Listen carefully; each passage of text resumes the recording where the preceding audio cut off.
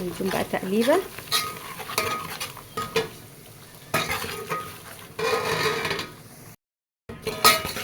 خلي بالك اهو حاطين ليمونتين اللي هو الليمون الناشف دوت، ومعانا بصلايه كبيره حلوه وقرن فلفل حراق.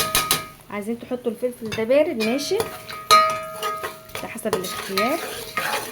هنديهم بقى كلهم تقليبه. اديناهم تقليبه. نحط بقى الفراخ حسب الكميه اللي انت عايزاها.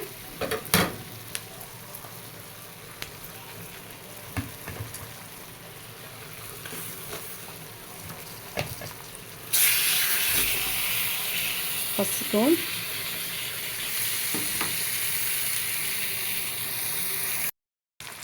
شوحنا بقى الفراخ على الناحيتين. معانا حبايتين طماطم كده مقشرينهم، نفرمنهم كده. نخلي بقى الفراخ والحاجات دي تتسبك حلو، وبعد كده نحط عليها الماء المغليه.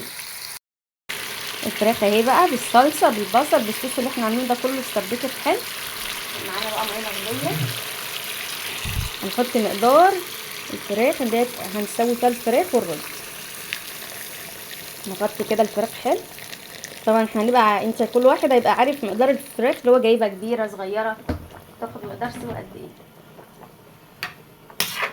نديها تقليبه بقى ونحط عليها، ونسيب الفراخ تستوي. الفراخ استوت اهي وطلعناها، وخدنا الوش بقى اللي على الحله دوت حطيناه كده على الفراخ، وهندخلها على الشوايه. وهنا بتغلي اهي. غسلنا الرز. طبعا انا ما جبتش رز بسمتي عشان غالي، عامله رز مصر عادي. تستوي بقى. حطينا الملح وظبطنا الحقيق. عملنا بقى الرز الكبسه اهو بالرز المصري حلو مش وحش. طالما التاني غلي قوي، هنطلع الفراخ من الفرن. شوف الفراخ جميله ازاي.